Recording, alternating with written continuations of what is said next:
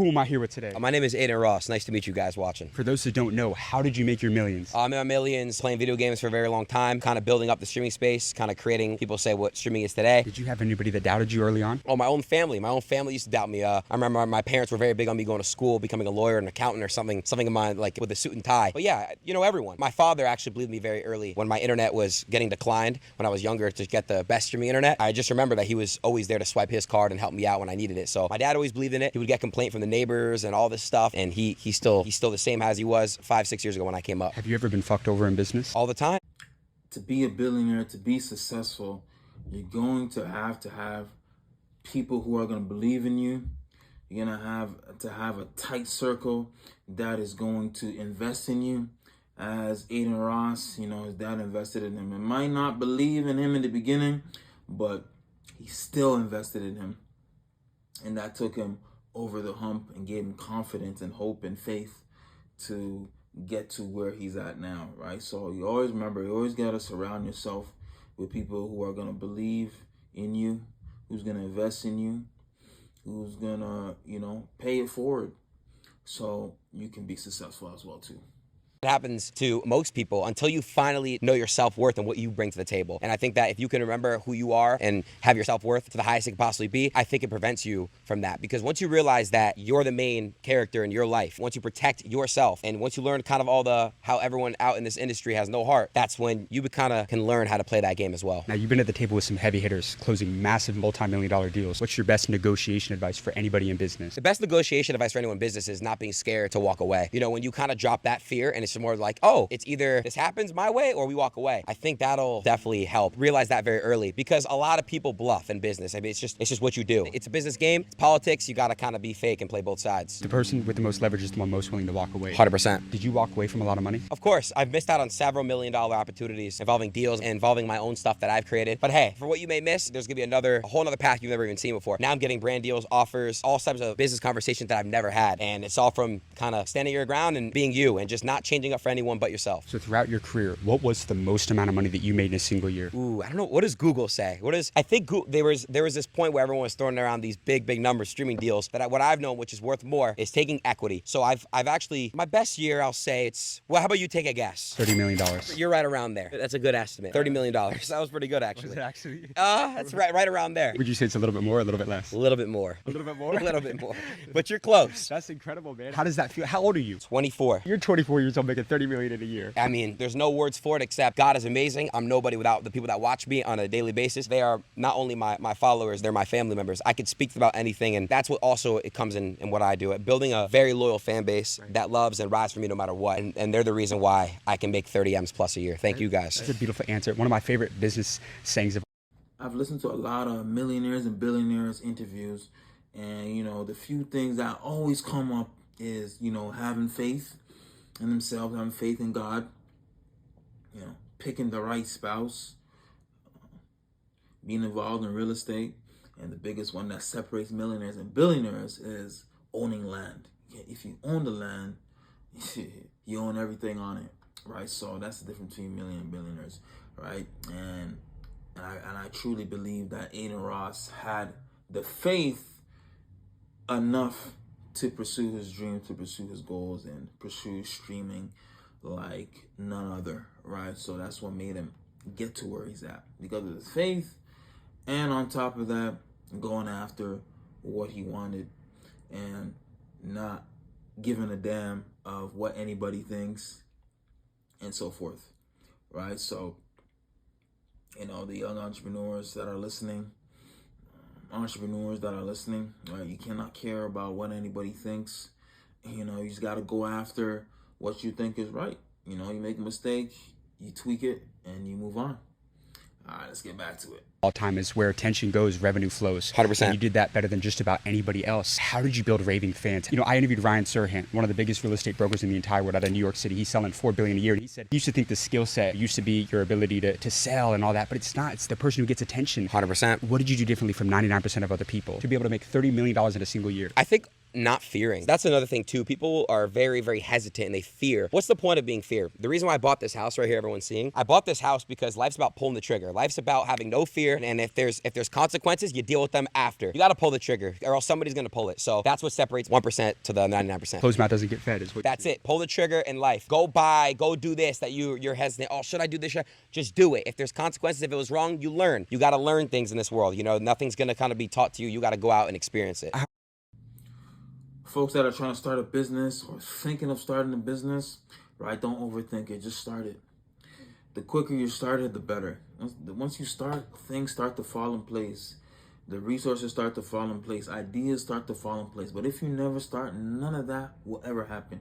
You're never able to move to the next level, right? And one thing between regular folks and successful entrepreneurs is that they started.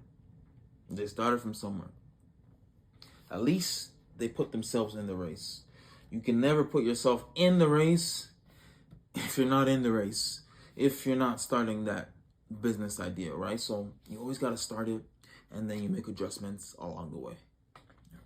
How much did you buy this house for? 25.5, I think it says on the website. $25 million. Yeah, 25 million. This is the most expensive house in the city. Correct. You know, this is not the beginning. What I want to do, I want to buy way more around this area and kind of build a little empire in a way. I want to have my family. I want to have a bunch of cool stuff. I was telling them you could put 10 houses in your front yard. There you go. All my family can move in. All this stuff. So I want to expand more. I want to build more. So let me ask you this: they say it's easy to make a lot of money. It's hard to keep a lot of money. I agree. How are you making your money work for you? I've invested heavily into the crypto market, which is, by the way, that's another thing I'm going to talk about.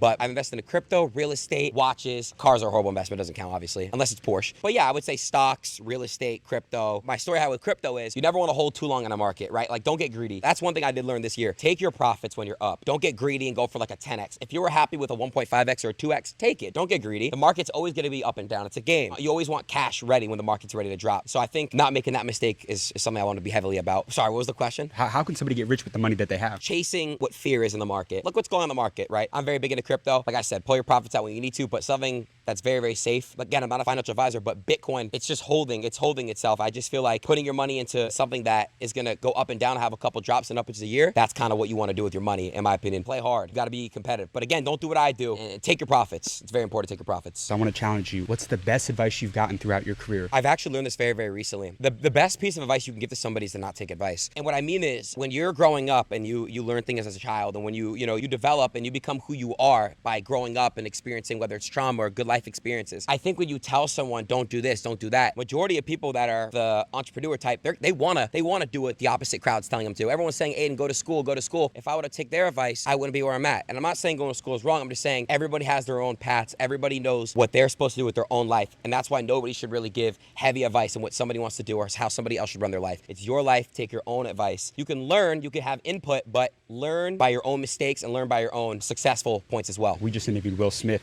and he was telling us that you get to a certain level, it's like not many people that you could take advice from. It's like, I wouldn't have done none of what you did, but look at what you accomplished. 100%, and that's what it's about, right? That's why I love this page. What you guys all have going on, this is amazing. Because when I'm in bed and I just see this, I just see these hungry people. It's really, really good what you guys are doing, because pages like this, when I see a TikTok, whether it's Shaq or whether I see whoever you guys have on, I saw the Ruben one. That's actually made you hit you guys up, because Ruben's a good friend of mine. But it's just super motivating seeing other people in my space, and I'm sure to the followers and as well. I mean, it's just amazing seeing people create. We're all humans. We all have fingers. We all have legs. We all have arms. We all have noses, mouths, etc. We're all the same. Everyone can kind of do anything in this world. You just have to put your mind to it. You'll be called crazy at first, but then you'll be called a genius when you accomplish it. If you lost everything tomorrow, could you make it all back? Yeah, I would. And here's how I would do it. In my space, when it comes to content creation, short form, whether it's clipping, shorts, whatever it is, I would find a way to where I can start doing IRL streaming, build my way back up, and doing a bunch of stuff and having them all ready to go in clips and stuff like that. Besides the actual streaming part of things, I would just make sure my mentality was never just worried about what I'm going to do. You kind of just have to wake up every day and just kind of want to do it without anxiety. You got to have your overconfidence in this world. And I think that would help me get to where I'm at a lot sooner as well. Because I feel like when you're coming up, you really do have to have the utmost confidence in myself. In the beginning, I had a very bad anxiety. How did you ultimately find that self-belief to go make tens of millions of dollars? Self-belief just comes from literally just having no plan B. And I know it sounds crazy, and I just never had a plan B. It was always just I had to wake up. Whether I felt anxious or felt like shit, I had to wake up and do what I had to do. We always like to say that believing that you can is more profitable than believing that you can't. Exactly, 100%. You got to just believe. It might sound crazy, like I said, but then when you accomplish it, where you get to where you need to get, you'll be a genius. And that's just how the world works. So you mentioned a little bit earlier, I want to tap back into, you talked about having equity. How important has ownership been for you? Oh, I have ownership for one of the biggest streaming platforms, Kick, and it's amazing. I mean, when you have equity, it's kind of like, it doesn't really necessarily matter about the quick cash. You could build. You know, that's why it's such an amazing thing to being an owner, to being an entrepreneur. But entrepreneur is not for everybody, because there's a certain type of hustle, discipline, mindset that you need to be an entrepreneur. But it's an amazing thing when you can tell the world and tell everybody that I own this. I started this from scratch. You know, this was my idea. You know what I'm saying? I can do whatever I want with this thing right here. Right? So it's an amazing thing, you know, for God to bless you with successful business. All right, so you cannot take it for granted.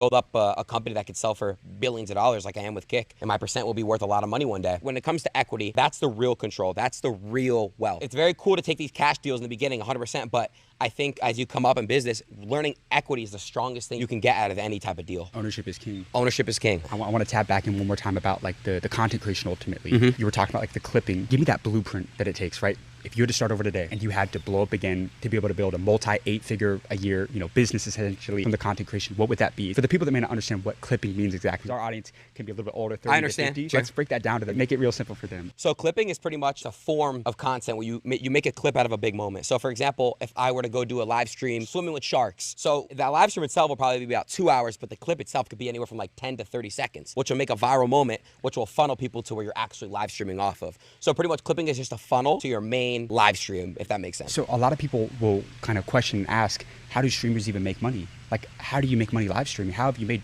tens of millions of dollars live streaming? Depending on what platform you're on, you can earn money streaming by subscriptions, which you pay to not see advertisements on certain platforms. You could donate to the streamer to donate extras like a tip, which is also very good and it adds up a lot. And then KCIP, which is Partner Income Program. I'm gonna show you how much money I make in 15 or 16 streams. I'm pulled up right now. But how Kick does my platform is we pay you based off the hour. So let's say you averaged 100 viewers, you can make $7-8 an hour. If you average 1,000 viewers, you can make $100-200 an hour just streaming on Kick. Let me just show you what the partner income looks like. So in the month of June, as you can see, I've done 18 streams and made $623,000. And that's not including whatever else I have going on, but I could show you too. So this is June, total paid streams, $623,000 in June alone. If I stream 30 days, I can make way more. It's huge. And your last message to the younger generation, how can somebody become a multi-millionaire in today's world? They want to get Adin Ross rich in today's world. How can they get wealthy? Guys, there's three really golden rules. And listen, number one is the most emphasized one. Remember guys, it takes a lot of luck to become a streamer. I've been doing it for a long time before anyone really knew who I was, on and off for 10 years. But my message to you guys is please, you might sound crazy at the beginning of whatever you got going on, but I promise you, and I emphasize this, when you make it for yourself in this world, it's gonna feel amazing.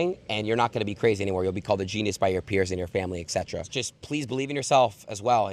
Number one, right now, focus on something for a year. You could be working at the same time. You could be working a regular job, but focus on something for a year. When you're not working, you're doing this, and I guarantee you'll see results on whatever you guys have going on. And it's best of luck to you guys. I pray I get to meet all of you, and I pray that all of you guys can make big purchases like this. I know you all can. Manifestation is so real. Another amazing interview with Adin Ross and, you know, School of Hard Knocks. I love reacting to their videos. I'm going to be doing a little bit more of that and being more consistent with it, right? With the millionaires and billionaires.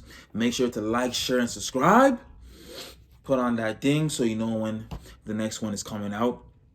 Right, and just to summarize, to break it down, you know, he had self-belief. He believed in God.